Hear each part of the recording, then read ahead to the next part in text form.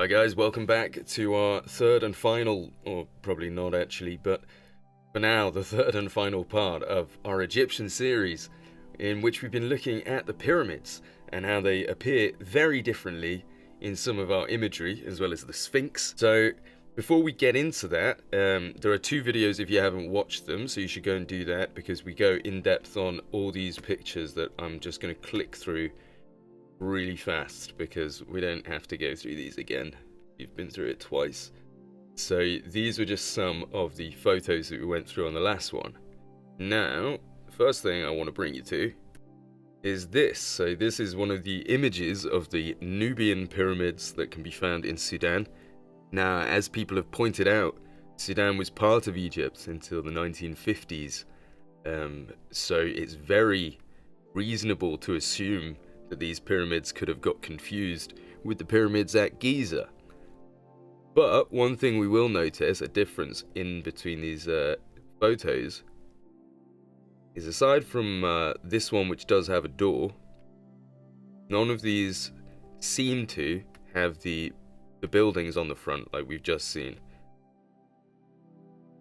See here, they've got these buildings attached to them like this around here. So we don't see any of that in our image here, but the shapes are ridiculously similar. Even the land feels quite similar. And as well, I believe these are located quite close to the Nile. You just come to Google Maps. The pyramids that we're looking at, these ones, are located very close to the Nile. So if we go to our image again, we can see the Nile right here. Now, people have talked about how the Nile used to be closer to the pyramids of Giza, but that's supposedly thousands of years ago. And if the Nile had been as close as this image is depicting to the pyramids of Giza, even in the past couple of hundred years, I feel like we'd know about it with a little bit more evidence than just photos like these. And you've got to remember as well that the Giza necropolis is on a raised section which looks over the city of Giza. So if the Nile was flowing below the necropolis, it would be flooding Giza itself. So we'd see all that today. Now, on this image, notice the design of these pyramids as they go up. And just keep that in mind as we go back to our Nubian pyramids. Look at the way these ascend, like that, in the same shape. Now, these have been completely destroyed, so possibly a few hundred years ago these were fine, and they've been destroyed recently. You can see some of them have been repaired, and it does raise questions about whether these newer looking ones are just that, are just new fabrications, and possibly these are the older remnants, obviously.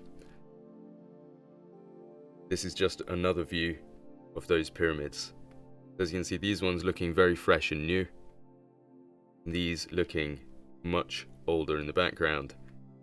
And underneath, it does just look like a hill or a mountain, doesn't it, that's been covered up, completely destroyed at this point. Now, the other types of pyramid that can be found, the pyramids of Nuri in Sudan, are these ones.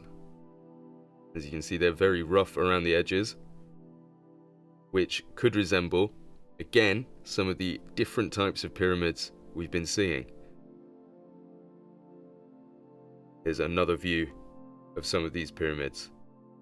Now, obviously, we don't have a person to give us a height reference, but they do look quite tall. So, not as large as the ones we're viewing, but still quite formidable. And now I'll just show you quickly a few of these older images of the Nubian pyramids. You can see that design going up that we viewed in this image, like that.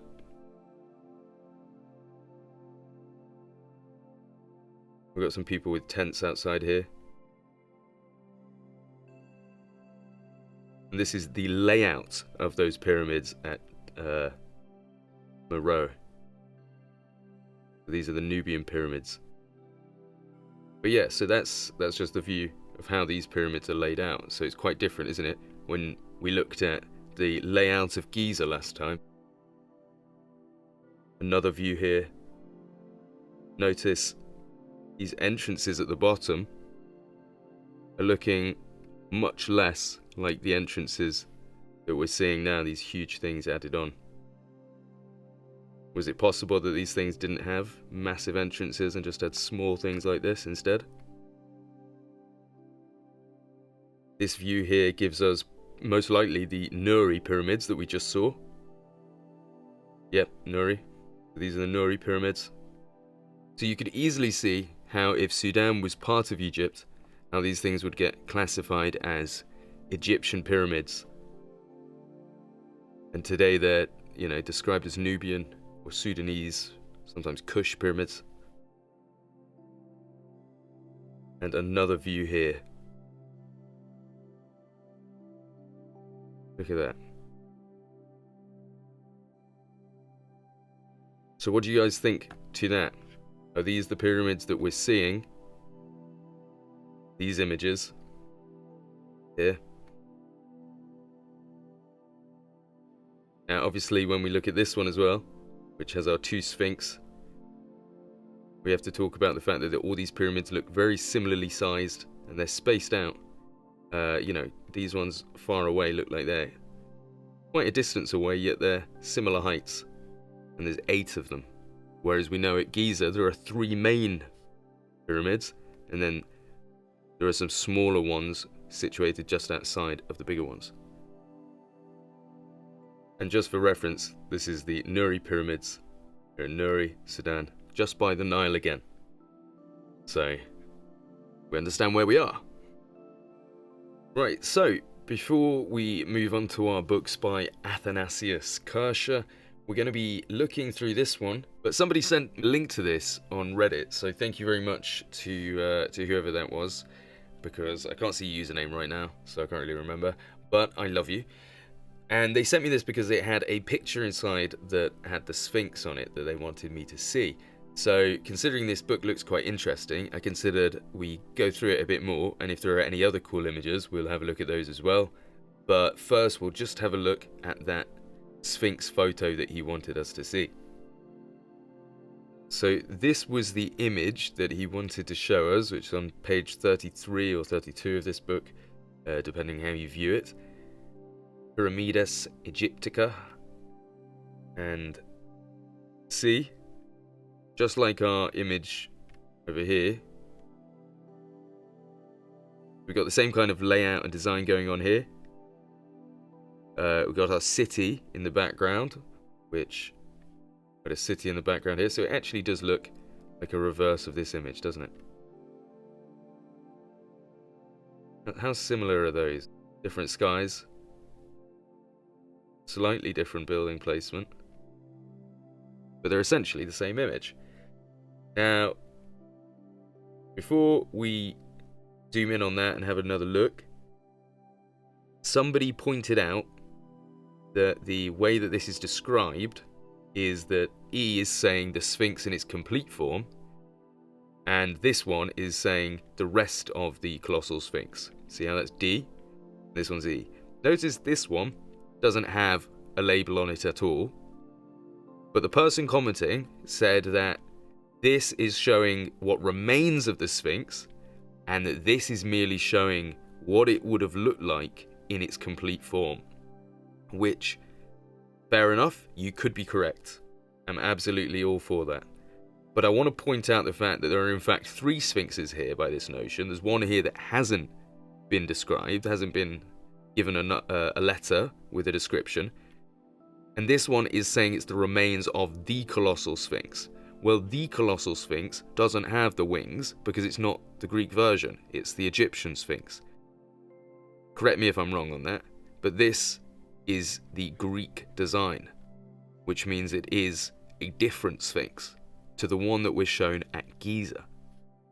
Now, if we zoom on this one, and we can see that this is clearly a head on a podium, and that's the one that's described as being the remains of the colossal sphinx, or the rest of the colossal sphinx. And this one is saying the Sphinx in all its glory. What's this one then?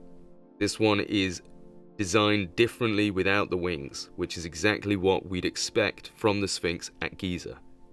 This one, however, has the wings and is evidently more female, although, as we've said before, they both have giant tits. But you can clearly see the difference. This is supposed to be the Giza pyramid design. So if that is that, then that's still a second Sphinx because it's a different one. Do you understand what I'm saying? Because it's a completely different design. So it doesn't matter if there was only one there at a time. If it's a different design, it's still a different Sphinx. So I just wanted to point that out. So you are correct in what you say, that does say the complete Sphinx, and it might be just showing us what this Sphinx looked like in all its glory, but we still have another one. So either way you look at it, there's two Sphinx. So what do you think to that?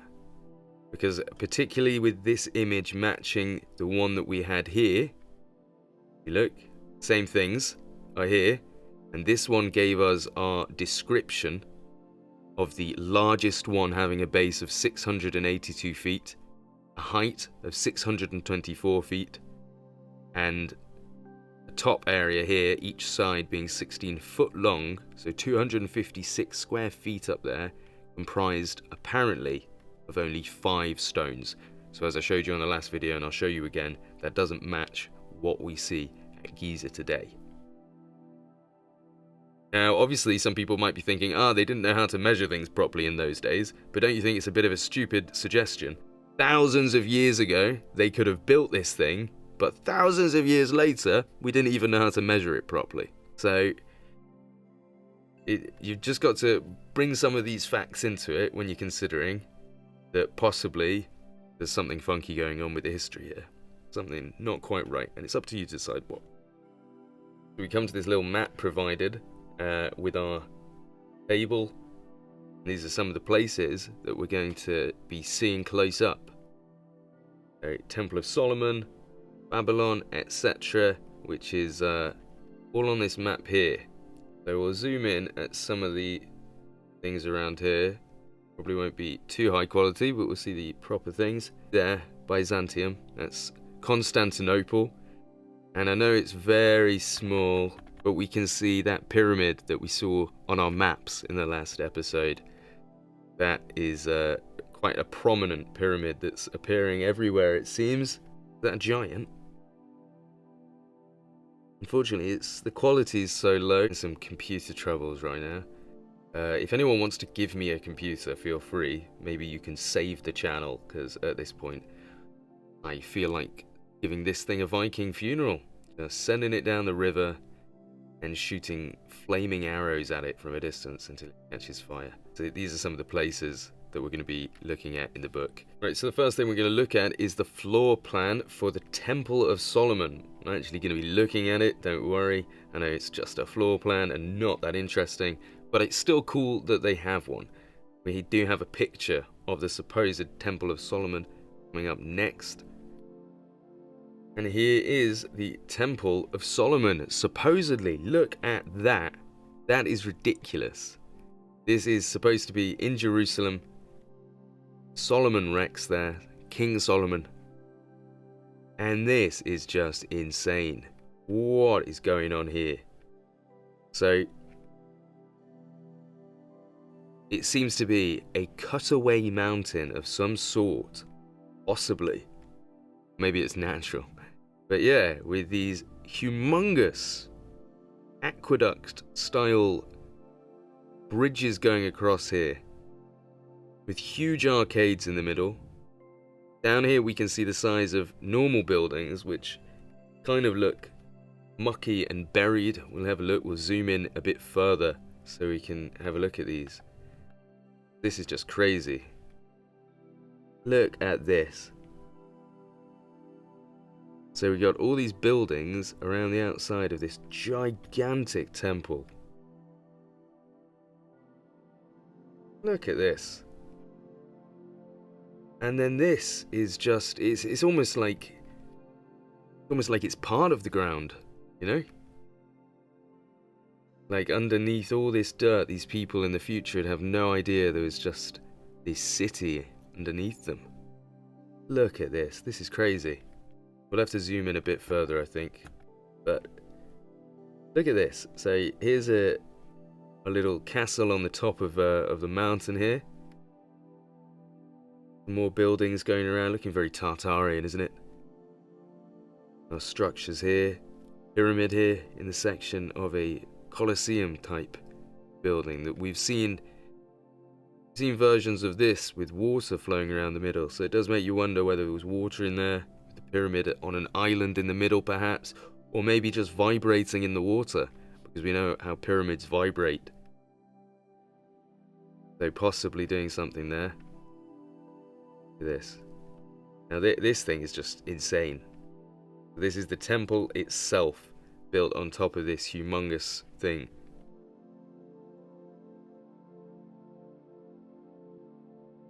I don't even know what to say about that. If that really ever existed, that would have to be one of the biggest things ever built. Look at it. It looks like somebody's made a model set of humans, you know? Like, maybe that's what giants are. They're just nerdy hobby crafters from a different realm. Look at that. Sorry if you do hobbycraft, you're not a nerd. It's pretty cool. Didn't mean to offend you. You're really bad now. Should cut that out. You keep making your models. Let's move on to the next image. It really does look like a model set, doesn't it?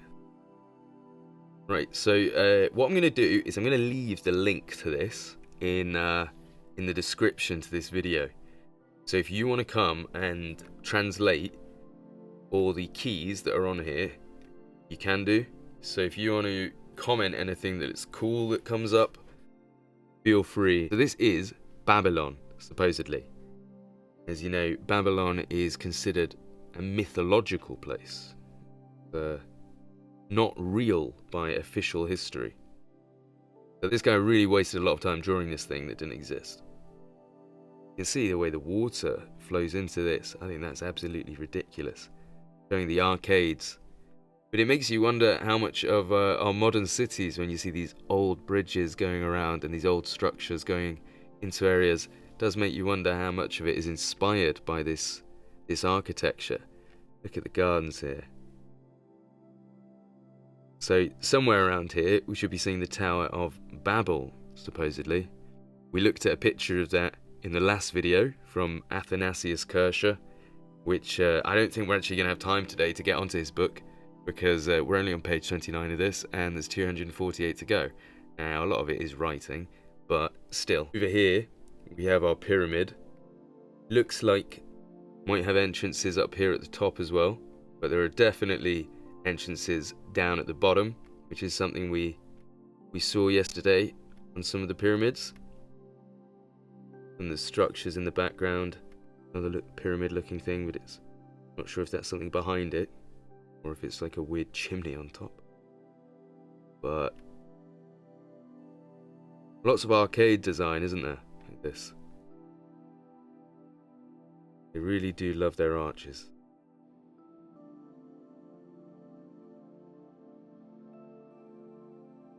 Again, like I say, if this existed, you can see a pantheon there. If this existed, this is insane, isn't it?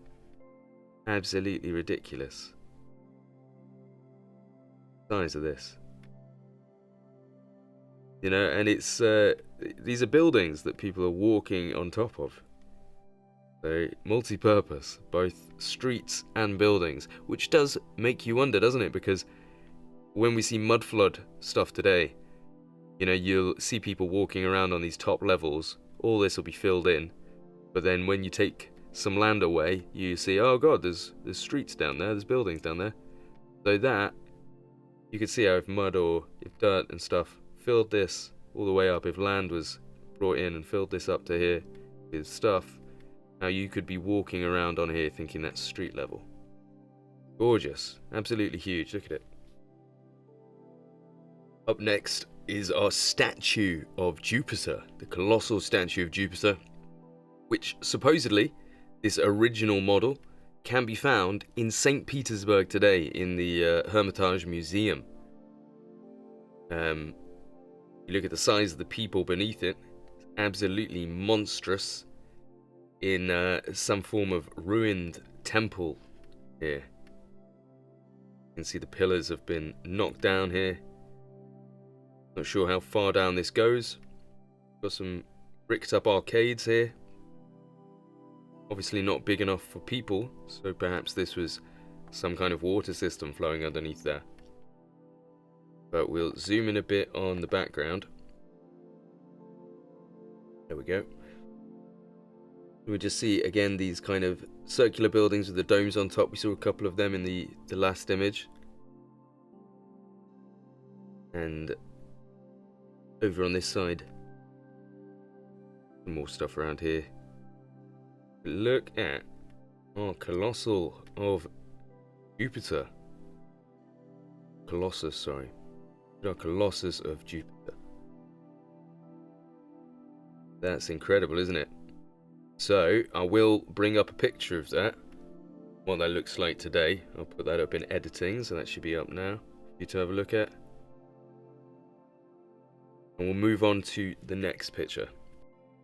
Now this is the Mausoleum of Artemisia, which, you look up what that supposedly looked like. Called now the Mausoleum at Halicarnassus. But look at this.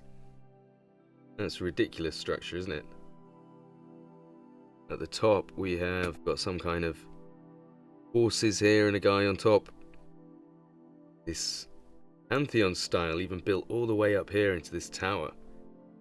So, unsure if you would have been even able to get up there. And this interesting design almost looks like some of the pyramid things that we've seen, doesn't it? Had a cap on. You see all these statues around the outside here. Look at that. It's absolutely crazy. All the way around here. Look what they've done. Brilliant, that. Amazing. So this is supposedly the Temple of Artemis today, or the Temple of Diana as it was sometimes known. It's in ruins today. Looks nothing like this. I think you've probably kept a few pillars still standing. But this is supposedly what it looked like. And look at that. That's absolutely incredible. So the official story is that by 400 AD, this had been completely destroyed or left to ruin. So the indication being that obviously this is merely an artist's interpretation of what it would have looked like in its glory days. Now this one probably doesn't need much introduction, but it's the Colossus of Rhodes, as you can see, standing here above the entrance to the port of Rhodes. Right above. Looks like he's not even wearing anything either. So I think you had to sail underneath that. I wonder how anatomically correct that was if you had to stare up at the wrong moment. But I mean, we've seen a lot of Egyptian knockers. I suppose it was time to see some Greek balls. But yeah, see the boats out here. The design of the buildings around. Zoom in over here. See all our aqueduct style arcades. Castle up there. Another around there it seems. So these guys love to build, didn't they? All in stone as well. And you think, all in stone. Now according to the official history, Mawaya I, I believe, conquered Rhodes in about 653 AD and is said to have destroyed the statue during that. So unfortunately, we'll never get to see this. It was supposedly one of the 7 wonders of the ancient world. So, destroyed in 653. And once again, this is just an artist's impression. You can find a lot of impressions of what this would have looked like. but it's quite interesting to imagine. So this image is the lighthouse at Alexandria, supposedly built by the Ptolemaic kingdom during Ptolemy II Philadelphus' rule, and this was supposedly at the entrance to the port of Alexandria, finished in 247 BC, and it was another one that was part of the 7 ancient wonders of the world, and unfortunately it was deactivated in the 1300s. In fact, it says that the lighthouse was severely damaged by 3 earthquakes between 956 and 1323 AD, and it became an abandoned ruin. And after that, parts of it did survive until 1480, when the last of the stones were used to build the citadel of Cape Bay on the site. So this thing, unfortunately, again, is not around anymore. Look at it. That's incredible. At the port to Alexandria. So presumably, this will be Alexandria. If I use a bit of deductive reasoning there, we'll zoom in on Alexandria a bit. You can see very vast walls going around the outside. Very tall, thin obelisk-type pyramids. The design of that almost looks Chinese. I know we talked about that yesterday. There being some towers that kind of reminded me of the design of the Chinese towers that are sometimes supposedly said to have been used for energy purposes. Underneath here, look at that. The size of this going into the ground there, and all this built on top for ancient Alexandria. Look at that. That's crazy. Absolutely monstrous. So what do you think to that? That's really crazy. Right guys, I'm very sorry to disappoint you, but I'm going to have to call that the end of this episode, and I'm going to start the next episode from right here, and we're going to continue on and get through the rest of this book. I'm also going to do that quite soon, so I wouldn't be surprised if I put these episodes up very close together. In the perfect world, I'd put them up at the same time, but I think that'll probably be bad for the videos. So I'm going to put this one up, and then maybe in like a few hours I'll put the other one up when I've finished doing the book. So this is where we'll be starting off from on the next video. So thank you for checking this out. Hope you enjoyed what we've looked at today. If you can support the channel, that'd be really appreciated, so that we can finally get rid of this turnip that I'm using to record these videos and buy myself a real computer, like a real boy.